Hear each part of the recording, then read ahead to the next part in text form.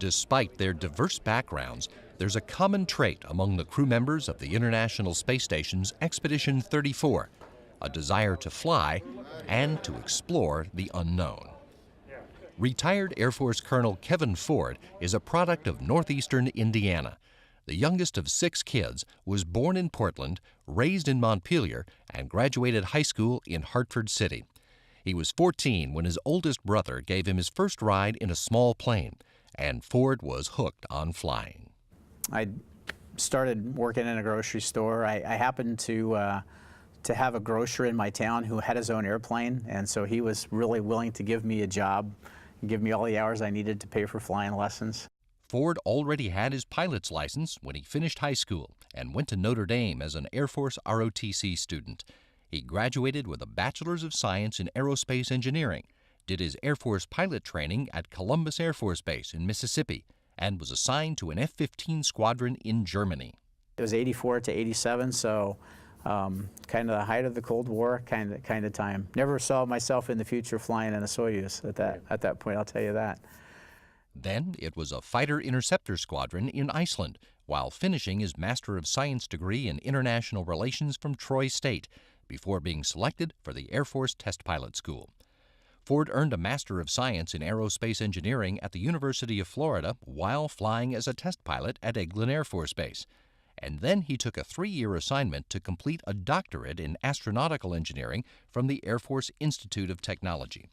He served as an instructor at the Air Force Test Pilot School before being selected as an astronaut in 2000, and did a tour as NASA's Director of Operations in Star City, Russia, before making his first trip to the International Space Station as the pilot on a 2009 shuttle supply flight during Expedition 20. Ford is a supporter of robotic exploration beyond low Earth orbit. But I think that the human, the emotional connection comes about because we see ourselves out there, we project ourselves out there, and we really want to go explore on our own, have a look with our own eyes. Russian Air Force Colonel Oleg Novitsky is from Cherven, a small town near Minsk in what is now the Republic of Belarus. Flying in space was his childhood dream. When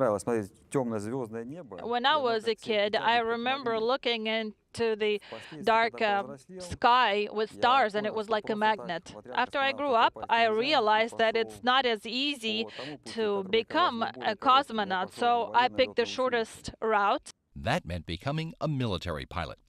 After high school, he entered the Borisoglebsk Military Pilot School. But when the military reformed itself after the fall of the Soviet Union, he moved to the Kachin Flight School and graduated with a specialization in command tactical aviation. After that, I also studied to work with military machinery, which took about 1 year. And in 1995, I was assigned to work in the city of Budyonnovsk, Stavropol region, where I started working as a military pilot. Over the years, Novitsky was an active duty pilot and rose to become the deputy commander of a squadron based in the North Caucasus. He studied military unit management at the Yuri Gagarin Air Force Academy before serving as commander of an attack air squadron, and was selected to begin cosmonaut training in 2007. He was serving as the Russian Space Agency's Director of Operations in Houston when he was selected for his first flight. I think throughout our entire flight, we accumulate experience and knowledge, just like athletes who train to break a record. So we are preparing, and I hope that in the future we will perform a long-duration space flight, hopefully to Mars. Russian Air Force Lieutenant Colonel Yevgeny Tarelkin is the son of a military pilot and a military doctor. He was born in Pervomesky in the Chita region in southeastern Siberia, but lived all over the country. In his desire to become a pilot, he made his first parachute jump at the age of 11, despite not weighing enough to make the system work. I added sand to my pockets, to my boots, and so I did come to weigh 50 kilos. So I went ahead and I jumped. Tarelkin graduated from high school in Chkalovsky, near Star City, spent time at a military academy in Monino, graduated from the Eysk Air Force Pilot School and then the Yuri Gagarin Military Academy with a specialty in air transport operations and air traffic management. His first job was at the Gagarin Cosmonaut Training Center as a flight test engineer, training cosmonauts in survival skills and, as luck would have it, parachuting. Being that close to the cosmonauts got him thinking, I could do that. I thought I was ready, I felt prepared, I felt I had the knowledge, and I thought that maybe I'll make more contribution as part of the Cosmonaut Corps. After almost 4 years training cosmonauts, including zero-gravity training in aircraft and underwater, Tarelkin was selected to join the Cosmonaut Corps himself in 2003 and take on a new role in the effort to explore beyond Earth orbit. This low Earth orbit stage is really necessary, but we need to look forward and to think about flying to stars, to other planets, maybe meet our alien brothers there. Who knows? Canadian Space Agency astronaut Chris Hadfield was born in Sarnia, Ontario, and grew up there and on a farm in Milton, near Toronto. The space race had captured his imagination by the time he was 9 and watched Neil Armstrong walk on the moon. And Hadfield thought to himself, I'm going to grow up to be something. Why not that? But then when I look around, I'm thinking, I'm a 9-year-old kid and I'm a Canadian. What are my odds? Not very good. But I thought, well, up until yesterday, people couldn't even go and walk on the moon, and now they can, so maybe I can too. And so I started getting ready that night, basically started, what do I need to do next? Hadfield got into advanced courses in school and on the academic track that led to college, but he also became a ski instructor while learning how to fly as a member of Canada's Air Cadets. They teach them a bunch of technical things, they teach them self-discipline, they give them levels of responsibility that they might not get otherwise as teenagers. And in my case, I spent one summer learning to be a glider pilot and getting my glider pilot's license. And right at the age of 16, I became a powered pilot. Hadfield joined the Canadian Armed Forces right out of high school and earned a bachelor's in mechanical engineering from the Royal Military College. After jet training, he flew the Canadian version of the F-18 for NORAD, attended the U.S. Air Force Test Pilot School, and served as an exchange officer with the U.S. Navy at the Patuxent River Naval Air Station while earning a master's in aviation systems from the University of Tennessee. Hadfield was selected as an astronaut by the Canadian Space Agency in 1992 and assigned to the Johnson Space Center in Houston. On his first space flight, the 1995 shuttle mission that delivered a docking module to the Mir space station, he became the first Canadian to operate the shuttle's Canadarm on orbit. After serving as chief astronaut for CSA, he made his second flight on the 2001 shuttle mission that delivered Canadarm2 to the International Space Station, and he performed 2 spacewalks, the first ever made by a Canadian astronaut.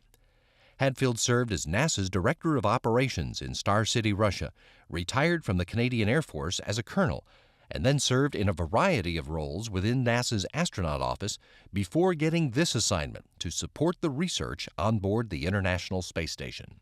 And it is our big proving ground. It's our test track for building spaceships in the future. And it is therefore the diving board, the launching board, that's going to allow us to confidently go further away from Earth. Retired Russian Air Force Colonel Roman Romanenko was born in Shelkovo, near Moscow, and grew up in Star City at the center of the cosmonaut community. His father, cosmonaut Yuri Romanenko, flew 3 times before his son graduated from high school, so the idea of being a cosmonaut wasn't so romantic to the son. Whenever I went on a trip or on a picnic, a business trip, I was always with my dad, and I would just always be in contact with cosmonauts, and I thought it would be always normal to be with them. There was nothing special about it for me. But he did want to be a military pilot. So after high school, Romanenko followed his father into the Air Force. He graduated from the Suvorov Military School in Leningrad and the Chernigov Higher Military School of Pilots. But after the fall of the Soviet Union, young Air Force pilots had fewer opportunities to fly fighters. Romanenko found himself co-piloting cargo transports and ferrying cosmonauts to their launch site in Kazakhstan. They weren't allowing me to fly a lot, and so I started thinking about changing jobs. maybe find something related to that. And right at the moment, I was told that they're looking for applicants to join the cosmonauts. And I thought, why not? I give it a try as well.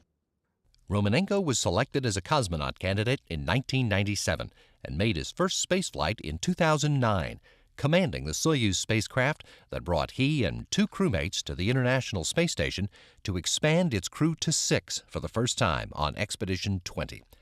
Romanenko has also served as deputy commander of Russia's Cosmonaut Corps, while his nation has worked with its international partners to get ready for the next journey.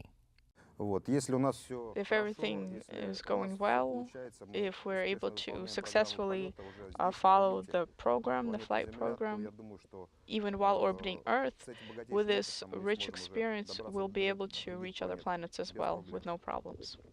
Dr. Tom Marshburn is a native of Statesville, North Carolina, the 7th of 7 children who loved working and playing outdoors. He remembers being excited to watch the first moonwalk because it fed into his love of adventure. I loved to draw and to paint.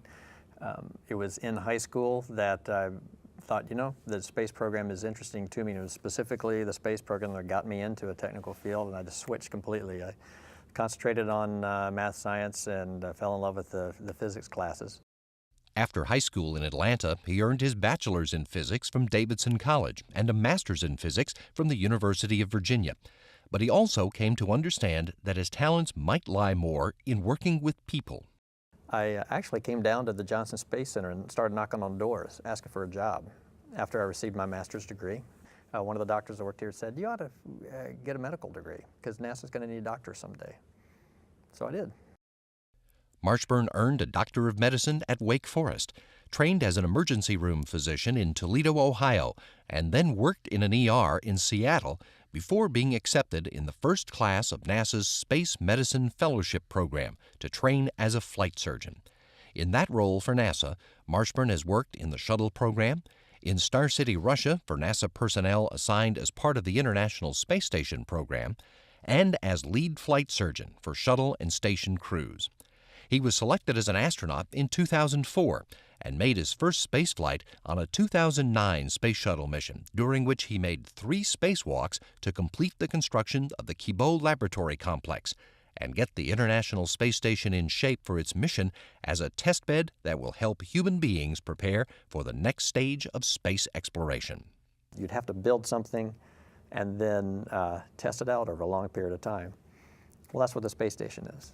And with the Russian technology, with a lot of technology the international partners have come up with, we're able to find out how we can maintain these things we call people for a long period of time in space.